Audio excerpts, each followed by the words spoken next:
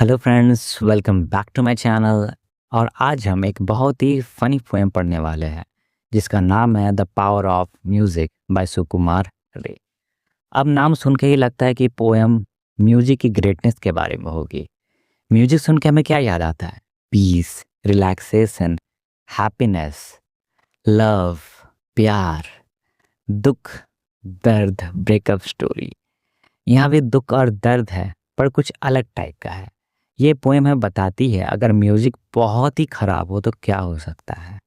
आप खुद इमेजिन कर सकते हो, आपके स्कूल में एनुअल फंक्शन चल रहा है और एक स्टूडेंट स्टेज पे चढ़ गया गाना गाने के लिए।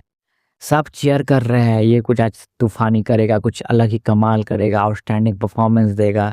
बट जब वो चढ़ता है वो कवारा कर देता है और धीरे धीरे सब प्रिंसिपल वहाँ से निकल लेते हैं, टीचर भाग जाते हैं, डॉग्स जो है वो भी भाग जाते हैं क्योंकि उनको भी कान से बर्दाश्त नहीं हो रहा था, इतना वाहियात गाता है वो। तब कैसा फील होता है कि जब कोई इंसान से आप एक्सपेक्ट करते हो कि कोई अच्छा कुछ करेगा पर वो एकदम कवाड़ा कर देता है। तो पोएम भी इसी प्रकार का कोई सिचुएशन के बारे में है और बहुत ही अच्छी तरह से सुकुमार रे ने सिचुएशन को क्रिएट किया है इस पोएट्री के through.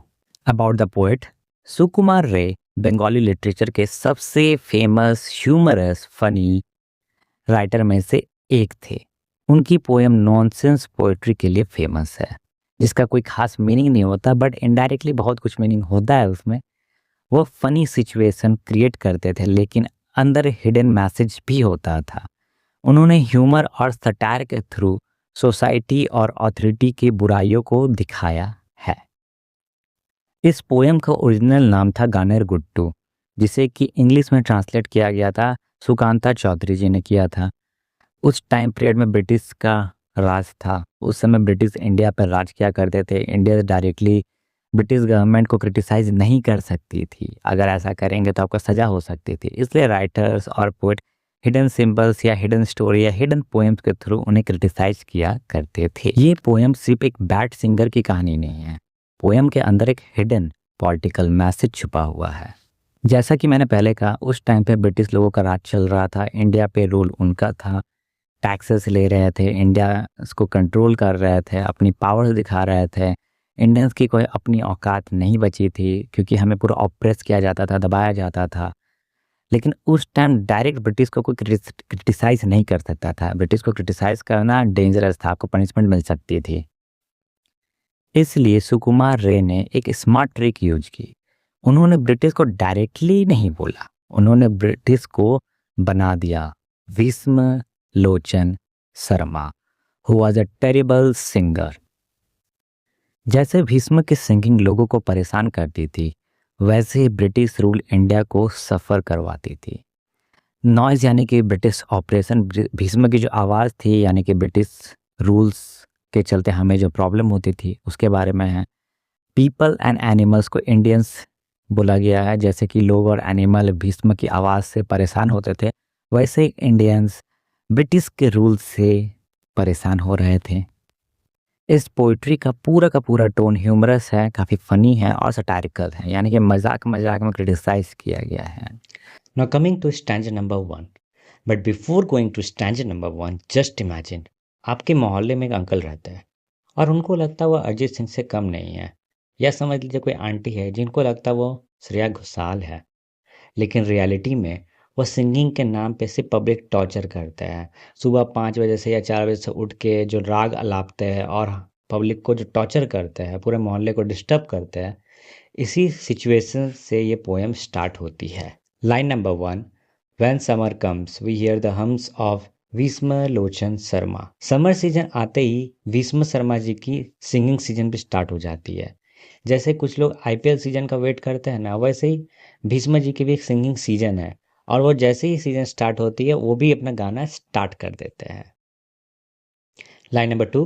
You catch his strain on his hill and plain from Delhi down to Burma. Poet यहाँ बोलते हैं कि उसकी आवाज़ इतनी लाउड है, इतनी बेकार है कि दिल्ली से बर्मा तक सुनाई देती है। बट क्या ये सच में पॉसिबल है? Definitely not. ये एक हाइपरबोलिक सिचुएशन है, यहाँ पे पोएट एग्जैगरेट कर रहे हैं।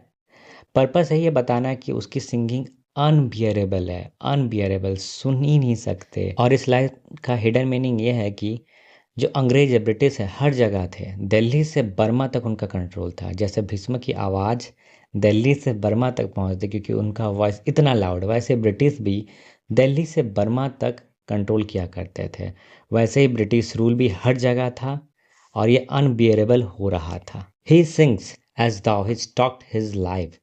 भीष्म जी ऐसे गाते हैं जैसे कि उसकी लाइफ उस पर डिपेंड करती हो, उनका लाइफ का मेन मोटिव ही गाना हो। बिल्कुल फुल एनर्जी के साथ 100% देते हैं, no break, no mercy. He sings as though he has हेलबेंट। इस दो लाइन का मतलब यही है कि वो इतनी जान लगा कर गाता है, अपना 100% देता है कि उसकी ज़िंदगी इस पर डिपेंड करती है। कॉन्फिडेंस होना अच्छी बात है, बट यहाँ पे ये ओवर कॉन्फिडेंस का शिकार हो गया और ये ओवर कॉन्फिडेंस कभी कभी प्रॉब्लम बन जाता है। The people dance, retire, amazed, although they know it's all meant. लोग उसका गाना सुनकर शॉक हो जाते हैं और वहाँ से भाग जाते हैं, हालांकि वो जानते हैं कि भीष्म का इंटेंशन बुरा नहीं है। वो बस अपने लिए गा रहा है, उसे दुनिया से कोई मतलब नहीं है। He just want to self entertainment कर रहा है अपने आप को, उसको दुनिया की कोई फिक्र नहीं है। कभी कभी होता है ना, गुड इंटेंशन अकेले काम नहीं करता है, कभी कभी कुछ काम अच्छा भी करना पड़ जाता है। तो वही चीज़ यहाँ भी बात हो रही है। लोग कंफ्यूज हो जाते हैं, ये गाना गा रहा है कि अटैक दे रहा है हमें, और वहाँ से भागने लग जाता है। और भीष्मों को लगता है मैं बहुत अच्छा काम कर रहा हूँ, मैं भलाई का काम कर रहा हूँ, बट एक्चुअली ऐसा नहीं हो रहा था। They are trampled in a panic rout और लैंग्वेज पेल एंड सिकली। लोग घबराहट में भाग रहे हैं, कुछ गिर रहे हैं, कुछ परेशान हैं, कुछ कुचल दिए जा रहे हैं। लोग बीमार जैसा फील कर रहे हैं। पोएट ने यह कॉमेडी के थ्रू सिचुएशन को और फनी बना रहा है और समझा रहा है क्या दिक्कतें आ रही है। भागम भाग मची हुई है, कुछ लोग गिर रहे हैं, कुचल दिए जा रहे हैं और इधर उधर भाग रहे हैं उनकी सिंगिंग से बचने के लिए। Next line, and plead my friend we are near our end, o stop your singing quickly. यहाँ लोग परेशान हो रहे हैं, लोग सब रिक्वेस्ट कर रहे हैं प्लीज़ गाना बंद कर दो भाई वरना हम मर जाएंगे, हमें जीने की चाह है। क्या कर रहे हैं, ऑडियंस बोल रहे भाई ये कॉन्सर्ट नहीं है, रेस्क्यू टीम बुलाओ। बट भीष्म किसी की नहीं सुनता, वो गाना गाते रहता है। बट यहाँ क्वेश्चन अराइज होता है, जब इतना ही गाना खराब था, इतना ही बुरा था, लोग पैनिक कर रहे थे, देन ऑल्सो कोई भी इंसान उसे रोक क्यों नहीं रहा था? Because he has a power just like British rulers. सब जानते वो गलत कर रहा है, उनकी सिंगिंग अनबियरेबल है, उनकी रूल्स अनबियरेबल है, देन ऑल्सो बस वो बोल सकते, कुछ कर नहीं सकते क्योंकि उनके पास पावर है। Coming to the next line, अब सिचुएशन ना और भी डेंजरस होने वाली है। अब सिर्फ ह्यूमंस नहीं, एनिमल्स भी सफ़र करने लगेंगे। चलिए रीड करते हैं next line. The bullock cart are overturn and the horses line the road side. बड़ी गाड़ियाँ जो बुलक कार्ट थी वो उलट जाती है, घोड़े रास्ते के किनारे में खड़े हो जाते हैं। उसकी सिंगिंग पूरा इन्वायरमेंट को डिस्टर्ब कर देती है। लोग को समझ में नहीं आता क्या हो रहा है, एनिमल्स को भी अब समझ में नहीं आ रहा क्या कर रहा है। सो इमेजिन करो, आवाज़ इसकी इतनी स्कैरी है कि जो बुलक्काट है, बैलगाड़ी का भी बैलेंस रूल लूज हो जा रहा है, इतनी स्कैरी। यहाँ भी डेफिनेटली एक हाइपरबोले यूज हुआ है। हॉर्सेस जो है रोड के साइड खड़े हो जा रहे हैं, कम्प्लीटली शॉक्ड, जैसे आप लोग एग्जाम हॉल में क्वेश्चन पेपर देख के शॉक हो जाता है, वैसे ही similar situation. Bhishma Lochan unconcern goes booming out his broadside. This line का मतलब है, इस लाइन का मतलब है कि उसको किसी की परवाह नहीं है। लोग सफ़र करे तो करे, लोग सफ़र करे, एनिमल सफ़र करे तो करे, बट मुझे कोई फ़र्क नहीं पड़ता। बट भीष्म कीप सिंगिंग, उसे किसी का फ़र्क नहीं पड़ता। भीष्म जी को कभी किसी का फ़र्क नहीं पड़ेगा, वो ज़ोर ज़ोर से और गाना गाते रहेंगे, उन्हें किसी का फ़र्क नहीं पड़ता। जो इंसान क्रिटिसाइज कर रहा है उसे जस्ट इग्नोर करते हुए, वो दूसरों की तकलीफ को इग्नोर करते हुए आगे बढ़ते जाते हैं। एक कहावत है, जस्ट लाइक भीष्म ये सोचते हैं भाड़ में जाए जो दुनिया, अपुन बजाए हारमोनिया। इस लाइन का हिडन मीनिंग ये है कि just like British ruler Indian की सफरिंग को टोटली इग्नोर करते हैं। वो सिर्फ अपने बारे में सोचते हैं कि हम भलाई का काम कर रहे हैं, हम अच्छा काम कर रहे हैं, डेवलपमेंट ला रहे हैं, पुअर पीपल एंड ऑल उसके बारे में सोच रहे हैं एंड ऑल। कितने सारे यहाँ कुरीतियास थे, हम उसे हटा रहे हैं, वो सोच रहे हैं, बट एक्चुअली वो इंडियन ट्रेडिशन के साथ खेल रहे थे, उनकी सफरिंग्स का मजाक उड़ा रहे थे। वो नहीं देख पा रहे थे। वो जब पीपल रो रो रहे हैं, क्राई कर रहे हैं, वो ब्रिटिश रूलर नहीं देख रहे थे, वो सिर्फ अपने पॉइंट ऑफ व्यू से सोच रहे थे। Next line, the wretched brutes resent the deadly hours they hear it sounded। बेचारे जानवर भी उसकी तेज आवाज़ सुनते ही परेशान हो जाते, कंफ्यूज हो जाते हैं। They whine and stare with the feet in the air or wander quite confounded। कुछ रोते हैं, कुछ हवा में पैर उठा के इधर उधर मारते हैं, जैसे बच्चे लोग को कुछ नहीं मिलता कैसे अपने हवा में पैर उठा के मारते हैं, वैसे ही सेम बच्चे गिर पड़ रहे हैं, एनिमल्स लोग भी ऐसे हरकतें कर रहे हैं, कुछ लोग हैरान हो जाते हैं। पोएट यहाँ दिखाना चाहते हैं कि नेचर भी उसकी आवाज़ से परेशान हो गया है। नेचर कोई समझ में नहीं आ रहा कैसे रिएक्ट करे, कुछ समझ में नहीं आ रहा, इतनी घटिया सिंगिंग को कैसे गा सकते हैं, इतनी घटिया। Next line, the fishes dive below the lake in fronting search for silence. मछलियाँ भी शांति ढूंढने के लिए झील के या नदी के अंदर अंदर घुस जाती है जहाँ कि उसे थोड़ी सी शांति मिले, क्योंकि इसकी जो सिंगिंग है पानी को भी चीरते हुए आ रही है और मछलियों को परेशान कर रही है, और साइलेंस की तलाश में वो मछलियाँ और अंदर डीप में जा रही है। इस लाइन में पोएट हमें ये कहना चाह रहे हैं कभी कभी साइलेंस जो होता है ना बहुत बड़ा गिफ्ट होता है, कभी कभी शांति पाना भी बहुत बड़ा चीज़ हो जाता है। ऐसे तो गिफ्ट सोना चांदी एंड ऑल बहुत कुछ मिल जाता है लोगों को, वो लगता है बहुत बड़ी चीज़ है, फर्स्ट आ गए या कुछ बहुत बड़ा गोल अचीव कर लिया, पर रियल जो चीज़ गिफ्ट है ना वो होती है आपकी शांति, आपकी मन की शांति। Next line, the very tree collapse and shake you hear the crash a mile hand. जो यहाँ पोएट कह रहे हैं कि पेड़ भी हिलने लगते हैं और गिरते पड़ते रहते हैं। ये एक फ़नी हाइपरबोल है जहाँ पे सिंकिंग की इंटेंसिटी को दिखाया जा रहा है, जहाँ पे पोएट ये दिखाना चाह रहे हैं कि नेचर भी कह रहा है बस कर भाई बस कर, अब ना हो पाएगा। Next line, and in the sky the feathered fly turn turtle while they are winging. आसमान में उड़ते हुए पक्षी भी उल्टे हो जाते हैं, उन्हें कुछ समझ में नहीं आता हो क्या रहा है, बर्ड्स उल्टे होके गिर रहे हैं। पोएट एग्जैजरेट इतना ज़्यादा मैक्सिमम यूज कर रहे हैं यहाँ पे कि क्या ही बोले, बट इसका पर्पस क्या है बताना कि सिंगिंग इतनी हॉरिबल है, इतनी खराब है कि पंछी तक पहुंच जा रही है, आसमान को चीरते हुए पार हो जा रही, पंछी तक को गिरा दे रही है उनकी आवाज़ से। Again we cry we are going to die, o won't you stop your singing. सब लोग फिर चिल्लाते हैं, रिक्वेस्ट करते हैं प्लीज़ गाना बंद कर दो, बस कर लाला बस कर। सब कहते हैं प्लीज़ बंद कर दो, ऑडियंस का रिव्यू इन शॉर्ट मत बंद कर दीजिए, गाना बंद कर दीजिए, बट वो नहीं सुनता। सो इस स्टैंजा में पोएट हमें ये समझा रहा है कि जब पावर रॉन्ग हैंड में हो ना तो सिर्फ ह्यूमन सफ़र नहीं करता, पूरा सोसाइटी सफ़र करता, और पूरा सोसाइटी में इन्वायरमेंट के जितने प्रकृति के चीज़ें सब सफ़र करते हैं, animals, tree, birds and all. So इसीलिए पावर्स हमेशा अच्छे हाथों में दीजिए। अगर रॉन्ग हैंड्स में गया तो सिर्फ ह्यूमन नहीं सफ़र करते हैं, सारे के सारा सोसाइटी सफ़र करता है, और सोसाइटी में रहने वाले लोग भी। Now let's go to stanza number 3। ये क्लाइमैक्स है दोस्तों, यहाँ एक हीरो की एंट्री होगी, देखते वो हीरो है कौन। But Bhishma's word beyond our reach however we plead and grumble. Stanza 3 में पोएट हमें ये कह रहे हैं कि जो भीष्म है आउट ऑफ कंट्रोल हो चुका है, अब वो किसी के कंट्रोल बोलने से भी वो कंट्रोल नहीं हो पा रहा, वो आउट ऑफ कंट्रोल जा चुका है। चाहे लोग कितनी भी रिक्वेस्ट कर रहे हैं, कितनी भी मिन्नतें कर रहे हैं, भीष्म किसी की नहीं सुन रहा है। कभी कभी इंसान अपनी ईगो में आके रियलिटी से दूर चला जाता है, भीष्म के साथ भी ऐसे कुछ हुआ, किसी से मतलब नहीं है, भाड़ में जाए दुनिया मैं बजाओ हारमोनिया type. Next line, the welkin weaves to hear the screech and mighty mansion tumble.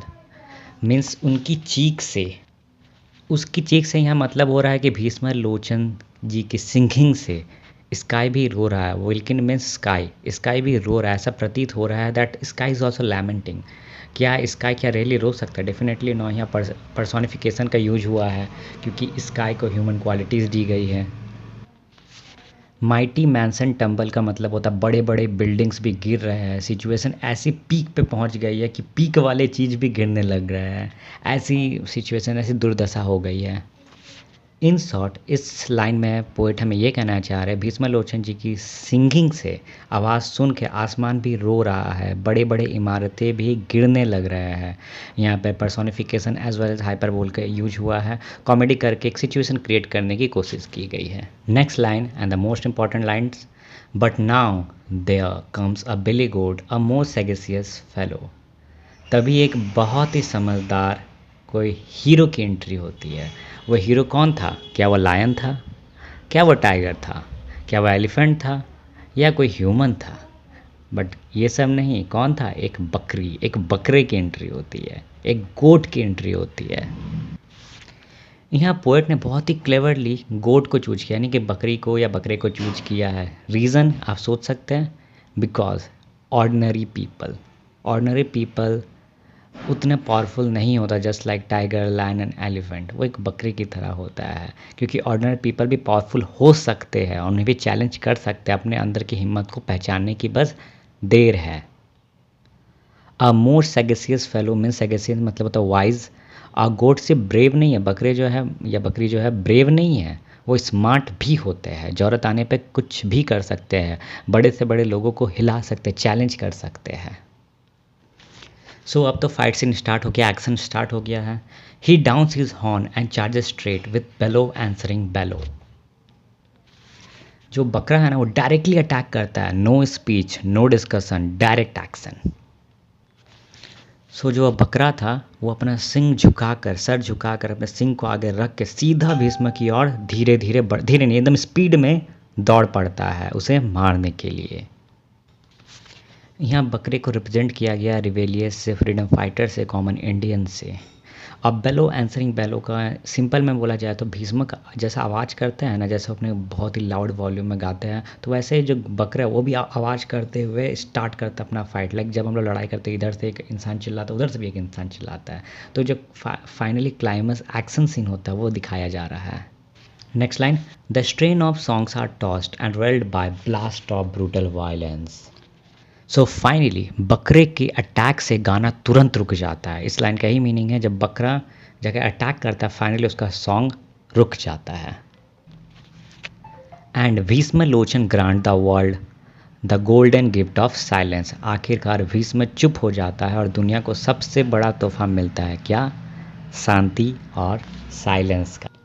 सारी दुनिया को एक साइलेंस मिलता है, एक सुकून मिलता है, एक शांति मिलता है, और ये साइलेंस गॉड जैसा प्रीसियस है, गॉड जैसा या गोल्ड जैसा कह लीजिए, डायमंड जैसा प्रीसियस था लोगों के लिए, क्योंकि लोगों के कान थक चुके थे, कानों से खून आ रहा था एक टाइप से, इतना इरिटेट हो चुके थे, और उन्हें वो जो साइलेंस मिलता है उन्हें काफ़ी सुकून मिलता है उस साइलेंस से। So now let discuss the theme of this poetry. Number 1 is operation.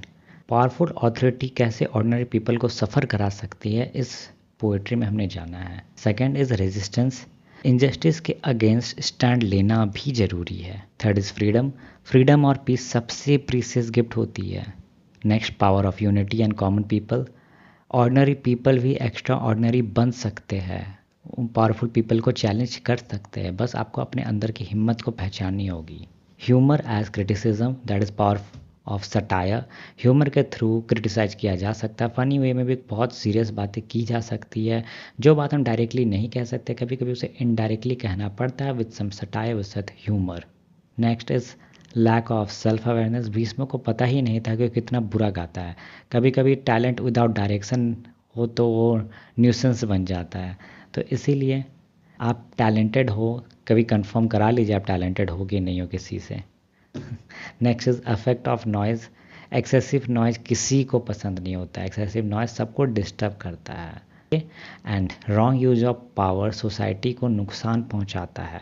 Humour एक पावरफुल वेपन हो सकता है, ऑर्डिनरी पीपल भी चेंज ला सकता है, और फ्रीडम और पीस दुनिया का सबसे वैल्यूबल चीज़ है। So friends, don't force your opinion on others. Sometimes one stubborn person can trouble an entire society. Good intentions are not enough. We should also think about how our action affects other. Listening is sometimes more powerful than speaking. The Power of Music by Sukumar Ray is a humorous poem on the surface, but underneath it is a powerful satire on oppression, resistance, and the value of freedom. It tells the story of a singer whose terrible and extremely loud singing troubles people, animals, bird, tree, and even buildings. Despite everyone's request, he keeps singing until a wise goat charges at him and finally stops him. The poem uses exaggeration, humor, and satire to show the danger of stubbornness and importance of self-awareness. The final message is that silence sometimes be the greatest gift of all. So दोस्तों, in conclusion poet हमें सिर्फ एक funny singer की story नहीं बता रही है। Poet कहते हैं रॉन्ग अथॉरिटी लोगों को सफ़र करा सकती है, ह्यूमर भी एक पावरफुल वेपन हो सकता है, ऑर्डिनरी पीपल भी चेंज ला सकते हो, एक्स्ट्रा ऑर्डिनरी बन सकते हैं, और फ्रीडम और पीस दुनिया का सबसे बड़ा गिफ्ट होता है।